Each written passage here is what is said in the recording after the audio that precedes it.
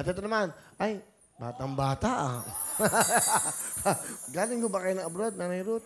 Opo. Saan? Sa Sa Papua Papua New New Guinea. Ano ginawa niyo sa Papua New Guinea? Ano po? Nagluluto po. Cook kayo? Sa Opo. isang restaurant? Opo. O Gumagawa po ako ng cake and pastry. matagal kayo ron? Matagal na po ako doon. Tapos, kayo ba may mga anak? Dalawa po ang anak ko. Dalawa anak niyo dito? Isa po nandito, isa po nasa Papua New Guinea. And then, ang tatay nila, Wala na po. patay na? Wala na po. Patay na po. Patay na. Opo. Byuda Byuda kayo. po ako. Byuda po ako. And then, namatay na. Ngayon, Siyempre po, balik ako sa trabaho, tapos nag-change employer ako. Umuwi po ako, nag-ayos po ako ng papeles dito sa Philippines. Nung umuwi ako sa Pilipinas, doon ko nakita yung dati kong crush. meron kayong dating crush. So, Yun, kasi may doon sa trabaho po, tatlo kami. Ako, yung chef na napangasawa ko, at saka siya, waiter. Siya po, asawa waiter. niyo isang chef. Opo, napangasawa ko po isang chef. Okay, and Ngayon then? ito pong chef, porsigido po siya. Dahil siya naman po, yung crush ko po, at yung first love ko, hindi walang moves. Wala na lang. Walang moves, walang galaw, kumbaga. Wala, galong. Ano lang siya. Hindi ko po alam na first love niya ako, at saka crush First niya. love ka rin, at crush ka rin niya. Yeah, hindi ko po alam. Walang, Hindi ko nga po nagtitiisan. Ganun lang po. Nung umamatay po yung mister ko, 5 years na, namamasyal ako sa Manila kasi hindi na familiar sa akin yung lugar. Namasyal ako sa isang mall. From afar, nakita niya ako. Sabi niya, parang si Ruth yun. Tapos ang ginawa niya, binangga niya ako. Wow, banggaan pa, ha? Hindi, nagulat po ako Parang kasi. ano, Nagulat ako kasi, sabi niya sa akin, hi, sabi ko, hello. Sabi niya, wala kang natatandaan sa Leos. Doon po kasi kami natin nagtrabaho. Sabi ko sa Leos, yung mga dati kong katrabaho. Tinitigan ko na po siya. Sabi ko, parang kilala ko yung mata niya. Sabi ko, ikaw ba yan? Kasi, ibang-iba pa yung tsura niya. And then after Kaso nun, makita ko nga po siya. Ganun pala yun. Pag first love mo, first crush mo, andun pa rin yung may pumipintig pa rin. Oo, talaga. May Kahit kubo. ganun po yung tsura niya, sabi ko, nagkakwentuhan na kami. Sabi ko sa kanya, pasyal mo, saan mo gusto mo masyal? Sa Luneta. Wow, bagong-bago, ha? Teka, Millennials, sabi, okay. saan mo gusto sa Luneta? Ako gusto ko sa Seawall. Sige, pakilala niyo nanay. Pinapakilala ko, ang machong-macho. Iron Man ang buhay ko. Si Acero Ed. Wow. Mga Ed, magandang hapon sa inyo. Welcome. Magandang hapon po, paring Will. Okay. Wow, kitang ganda ng story ng love story nyo, ha? Oo nga. Napakasimpleng pag-ibig, di ba? Mga Ed, ano gusto nyo sabihin? Kay Miss Baby Ruth. Mahal,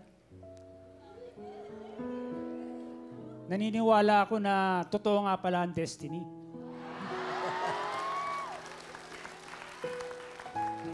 Biruin mo, after 30 years nating hindi pagkikita nakita kitang muli, ngayon magpapakasal pa.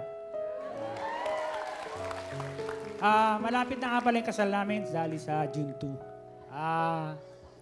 Alam mo, mahal, talagang noon pa, mahal na kita. Kaya lang, medyo nahihiya ako noon, kaya nawala ako ng lakas ng loob. Pero ikaw ang nag-iisa sa puso ko. I love you.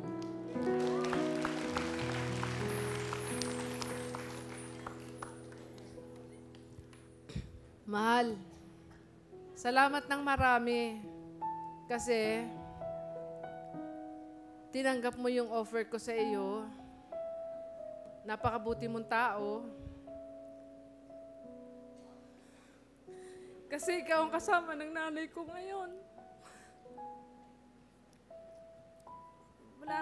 Marami din naman ako. Salamat sa pagtingin mo sa kanila, sa pag-aalaga mo sa kanila.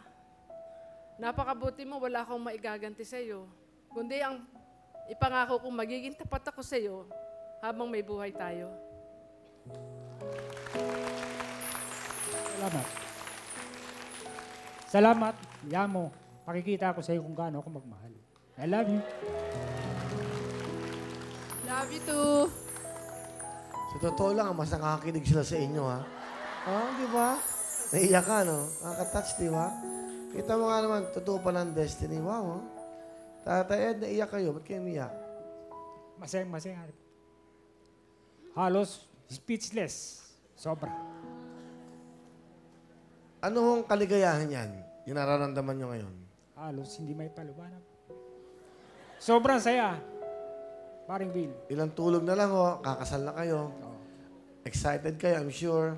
Ano yun? Parang, ano ba yung feeling nyo ngayon? Ano yung nararamdaman nyo ngayon? Kasi ilang tulog na lang. Ilang tulog na lang. Masayang-masaya ako dahil makakapiling ko na yung pinakamamahal ko sa buhay. Oh. I love you.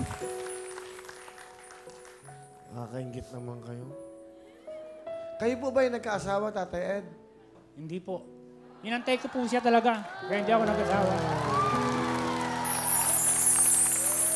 Ni minsan, no, talagang wala kayong sabihin, nakasama sa buhay.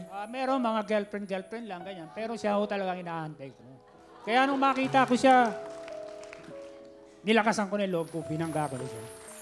Tatay Ed, congrats and all the best. Ito po, panapakan natin. Wow, what a love story. Si Tatay Ed at ito na po, si Nanay Ruth. Panapakan natin. Inspirational yan. Nakaka-inspire.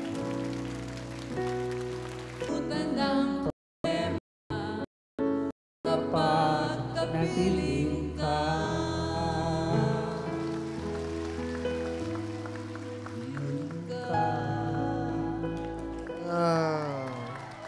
Wow, thank you very much. Nakakakilabot, no? Nakakakilig, no? Hindi, hindi, yung ano, di ba? Kayo rin, kinikilig kayo? Yan, dapat niyo. No? Kilig na kilig po. Kikilig, di ba?